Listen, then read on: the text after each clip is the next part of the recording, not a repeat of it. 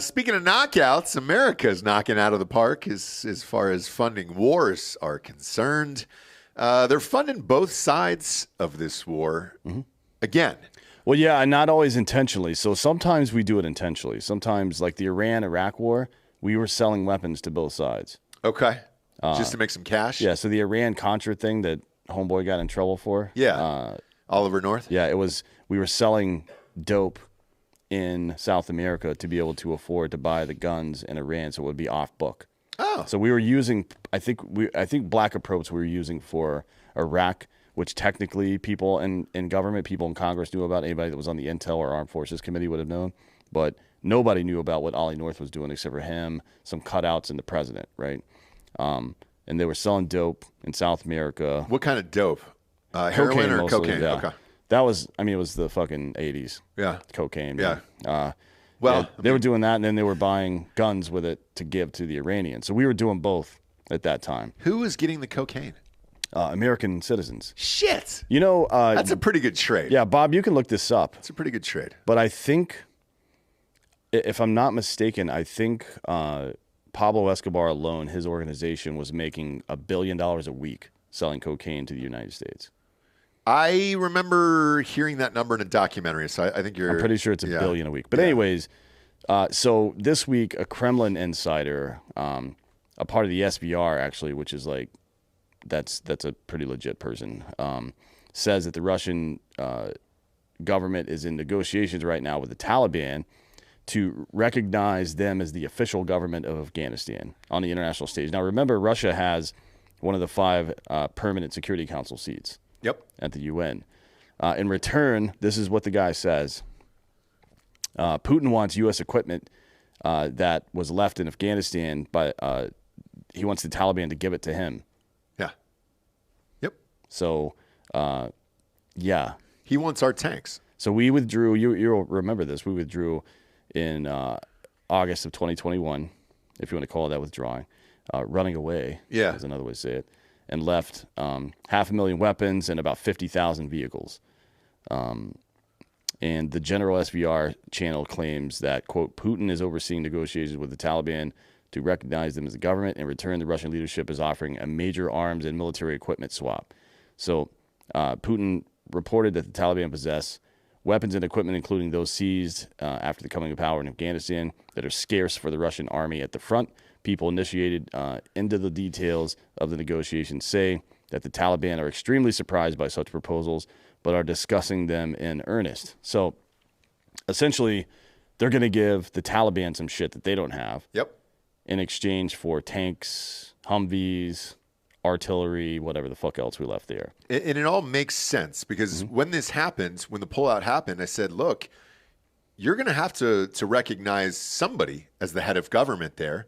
And why isn't it going to be the Taliban? Yeah, if that's their who else would it be? So any negotiations, Russia or us or whoever else going forward, they've got to deal with the Taliban. I mean, we're sending them pallets of cash. We're sending the Taliban pallets of cash to keep the government running. The same way that we used Qatar as a cutout back in the day. So just a brief history lesson. In 2006, I believe it was 2006, the PLO won, I'm sorry, not the PLO. Hamas won the elected government in Palestine, which means that Hamas, the terrorist organization, was in charge of governing Palestine. They couldn't do it because they're fucking dum-dums, right? They don't know what they're doing. They didn't have any money. There's no revenue generated anywhere in that country for a myriad of reasons, some of which aren't necessarily their fault.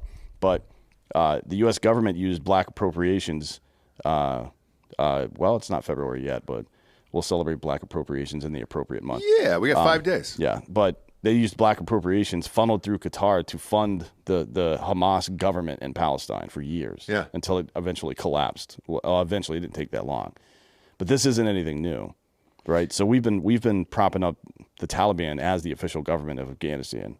And not only that, but if you're the Taliban, you make this deal, in my opinion, because you don't know how to use any of the equipment anyways. Yeah. So why wouldn't you? It's just sitting there, right? Yeah, but I mean, the concern is that, and I don't think Russia would do that. I don't think Russia's this stupid. They've actually been pretty reasonable about not giving out because look, a lot there's I can't remember the exact number, but I think it was like 30 plus suitcase-sized nukes that just went missing back in the day, and there have been efforts to recover them over the years. I mean, honestly, they would be nothing more than a small dirty bomb at this point anyways because of the functionality, but I don't think they would be dumb enough to give those lunatics anything nuclear, which they do have. Russia's a nuclear power. Right. So I don't think so either. I doubt it would be that. It would probably be something like Hind D helicopters, so and training on how to use them, because that's what, like, Russia's got plenty of that shit. What they don't have is armor on the ground on the front lines of war, because they're for some fucking reason they're still fighting this war as if it's 1950. Yeah, and so they're gonna get this old armored equipment, U.S. equipment, and it's hey man, if you're a fucking military, if you're Lockheed or Boeing or Raytheon or General Dynamics or one of these companies, and you're like, hey. It's like, remember that quote from Lord of War? He's like, 11 out of 12 guns, or 11 out of 12 people in Africa are armed with AK-47s. How do I get the other? How do I get the other guy armed as well? That's pretty much what this is. This is dollar signs ringing in this dude's head all the time. Oh yeah, none of it is surprising or shocking. What is to me is that we're not in a full-scale World War III. Well, we are. But it's a proxy war, right? Sure. Yeah. But that's how all world wars start, right? Because it's a conflict between two smaller countries. Yeah. And then all of a sudden, everybody, like, Germany starts doing stuff, and the U.S. starts doing stuff, or Russia starts doing stuff, or China starts doing stuff, and all of a sudden, we're declaring war on each other. Yeah, we're this close, and that'll feed into the next story here. We're arming Ukraine with modern tanks. Biden said on Wednesday his administration would send 31 Abrams tanks to Ukraine, although the heavy armored weaponry, Kyiv, all Kyiv all over your fucking face, has sought for months, won't arrive anytime soon. No, it'll be, some of the reports I've heard suggest that they're going to be coming off the factory line, which means at the earliest you're going to see one tank in 6 months. And the full 31 in probably 3 to 5 years, right? Which tells you something about what the U.S. has in store for the Ukraine, long game. Yeah, right? Yeah. Like, they don't think this is going to end anytime soon. I don't either. And forgive me for being a dummy about this sort of stuff, but tanks seem heavy. Yeah. How long does that take? How do you ship a tank from the U.S. to probably Ukraine? A C-5 aircraft. I think you can fit 3 Abrams in one of them. Okay. Yeah. So, and what's the gas like on that? What are you going to do? Look, they don't really account for. It's funny, all these leftists that are climate cultists, they don't really mind us burning fuel to end the world, literally end it through warfare. They only care when it's you driving a car, whatever, right? Yeah. Let me ask you this: with everything going on with Biden and the kid and the secret documents and all this other shit, it seems like he's hopping on every day, spitting out something new to kind of bury those stories. Why get on TV? Because I watched this. Why get on TV and say, "Hey, we're going to send them all these tanks," but they're not going to get them till the end of the year? Well, it's like we're coming to help. Don't worry. So you take credit for it, but you don't actually do anything. Because they won't even be there. As a matter of fact, this order will probably get canceled by whomever the next president is. But it's a good question, because last week he was saying there's no way we're sending M1 Abrams tank because it's a logistical nightmare. They're expensive. Yeah. They don't know how to operate it. They don't know how to maintain it. Like, it's not just, you can't just send a tank and like toss somebody the keys like they're the fucking valet. Like, good luck, bud. Yeah. You know what I mean? Because the tank itself and Abrams is not a fucking troop carrier. Right? It's not an APC. It's meant to engage in direct combat. So it's not just the tank itself. It's the munitions and the storage of the munitions and the use of them, and then all this other stuff. There's like 4 different jobs per tank. You know what I mean? So we learned that from Brad Pitt, I believe. Yeah, Brad Pitt and Best Fury, job right? I ever had. Yeah, Brad Pitt and Fury. But with that. I'm reading the chat here. But I'm going to give you another military question here for you. Well, why are we still using tanks when it would be more effective to send drones or planes and just bomb the shit out of them? We don't have a drone that can do what an M1 Abrams can do. Okay. An M1 Abrams can you explain that? An M1 Abrams can engage a target. I'm just throwing some stuff out there, but it can do way more than this. But it can engage a target a moving target at a mile while driving 60 miles per hour. Oh, shit. Yeah. Okay. Now, you can do that with laser-guided bombs, but you can only put so much ordnance on a Predator or something like that, right, before it has to go refuel or whatever. So tanks are very useful. Okay. Also, as once you take territory in a defensive posture, if you have air superiority, tanks stop places from getting overrun. I mean, it's a very good strategic asset. But if you have air superiority, we know what that looks like, right? It's Gulf War.